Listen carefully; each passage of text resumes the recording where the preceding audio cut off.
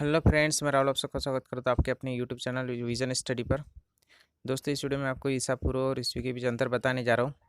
उसके पहले आपको जेसस क्या है यानी ईसा मसीह, इसके बारे में जानना जरूरी हो जाता है, इसलिए मैं इस शॉर्ट में आपको ईसा मसीह के बारे में बताने जा रहा हूँ। उसके पहले यदि आपने मेरे इस चैनल को सब्सक्राइब नहीं किया होगा तो प्लीज़ मेरे चैनल को सब्सक्राइब कीजिए, आप यदि नए हो तो। और यह वीडियो आपको पसंद आएगा तो प्लीज़ इस वीडियो को लाइक भी कीजिएगा और वीडियो के आखिर में कमेंट्स करना ना भूलेंगे। चलो अब हम चलते हैं अपने टॉपिक पर।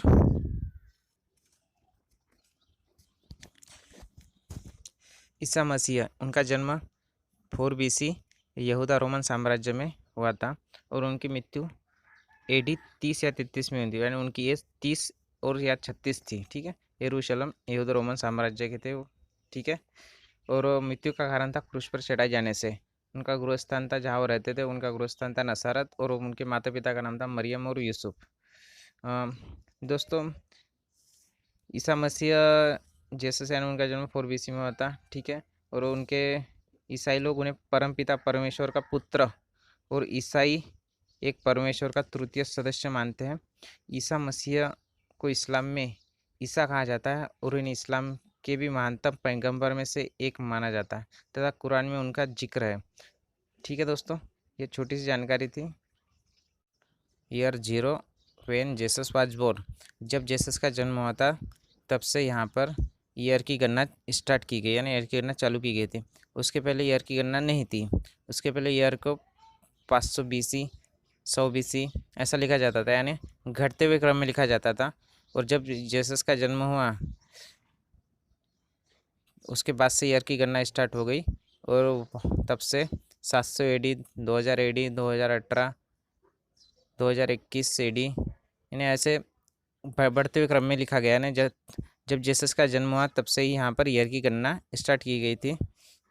यहाँ पर देखो दोस्तों, जेसस के जन्म से पहले ईयर की गणना नहीं की गई थी, पर जेसस के जन्म के पहले हिस्ट्री में, यानी हिस्ट्री में इसकी जानकारी थी कि 4 BC में, यानी जैसे 563 ईसा पूर्व में तथागत भगवान गौतम बुद्ध का जन्म हुआ था।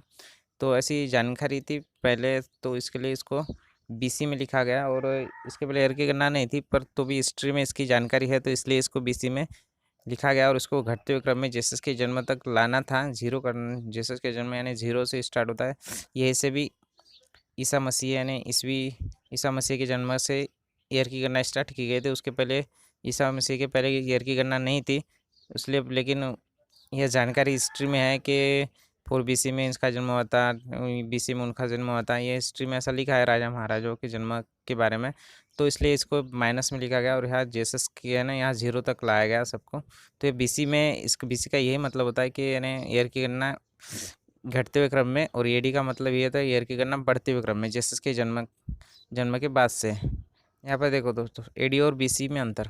AD का मतलब होता है ईसा मसीह के जन्म के बाद की तारीख, जबकि BC का मतलब होता है ईसा मसीह के जन्म के पहले। AD का फुल फॉर्म होता है एनो डोमिनी होता है, जबकि BC का फुल फॉर्म होता है बिफोर क्रिस्ट होता है।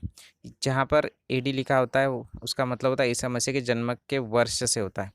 वर्तमान में वर्ष की गणना ईसाई धर्म के प्रवर्तक ईसा मसीह के जन्म की तिथि से की जाती है। यदि कोई घटना 2017 में घटती है तो इसका मतलब है कि यह घटना ईसा मसीह के जन्म के 2017 वर्ष बाद घटी है। ईसा मसीह के जन्म के पूर्व सभी तिथियां ईसा से पहले के रूप में जानी जाती है। ईसा पूर्व को अंग्रेजी में बिफोर क्रिस्ट BC या BCE कहा जाता है। अभी यहाँ पर डिटेल में देखते हैं, यानी पॉइंट बना के लिखा गया है, उसको भी हम आगे पढ़ते हैं। ईसा AD और ईस्वी ईसा पूर्व BC में क्या अंतर होता है, इसका डिफरेंस हम पॉइंट में देखते हैं। नंबर 1 पॉइंट है, AD का मतलब ईसा मसीह के जन्म के बाद की तारीख है, जबकि BC का मतलब ईसा मसीह के जन्म के पहले। नंबर 2 पॉइंट, AD का फुल फॉर्म एनो डोमिन होता है, जबकि BC का फुल फॉर्म बिफोर क्रिस्ट होता है। नंबर 3 पॉइंट है, AD को दूसरे नाम CE कॉमन एरा से नाम से भी जाना जाता है, जबकि BC का एक अन्य नाम बिफोर क्रिस्ट बिफोर BC यानी बिफोर कॉमन एरा होता है। नंबर 4 पॉइंट, लिखने के स्टाइल में किसी भी तिथि को AD 2017 लिखा जाता है, जबकि BC को लिखने के लिए तिथि के बाद जोड़ा जाता है। यानी 356 BC सिकंदर का जन्म होता है 356 BC में। नंबर 5th पॉइंट है, CE और AD में वर्ष कालानुक्रम क्रोनोलॉजिकल ऑर्डर में गिने जाते हैं, अर्थात वर्ष 400 ईस्वी के बाद 401 ईस्वी आता है, जबकि BC और BC में इसका उल्टा होता है, 301 ईसा पूर्व या BC के बाद 300 ईसा पूर्व आता है। सिकंदर का जन्म 356 ईसा पूर्व में हुआ था और उनकी मृत्यु 323 ईसा पूर्व में थी, यानी उनके बीच का डिफरेंस 33 या 36 वर्ष का था। तो यहाँ पर उनके जन्म का डिफरेंस सेम रखा गया, यहाँ पर 356 और 323, यहाँ पर घटते हुए क्रम में, यानी वो उनका जन्म 356 में और उनकी मृत्यु 323 में हुई थी, यानी घटते हुए क्रम में, लेकिन उनका एज का डिफरेंस समान यानी सेम रखा गया। तथागत महान गौतम बुद्ध का जन्म 563 ईसा पूर्व में हुआ था और उनकी मृत्यु 483 ईसा पूर्व में हुई थी, यानी उनके एज का डिफरेंस था 80।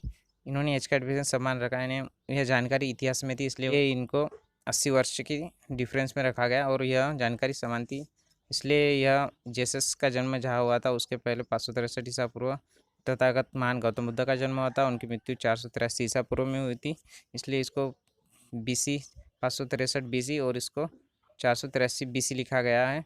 और ये जेसस के जन्म के बाद जो भी है 700 AD 200 AD 2018 2021 उसको AD लिखा जाता है, यानी जेसस के जन्म के बाद की तारीख। दोस्तों यहाँ पर जेसस का जन्म हुआ था, उनको 0 तक लाने के लिए यहाँ पर यह घटते हुए क्रम में लिखा गया, और जेसस के जन्म के बाद ईयर की गणना स्टार्ट की गई तो यहाँ पर बढ़ते हुए क्रम में लिखा गया, बस यही इसका डिफरेंस है।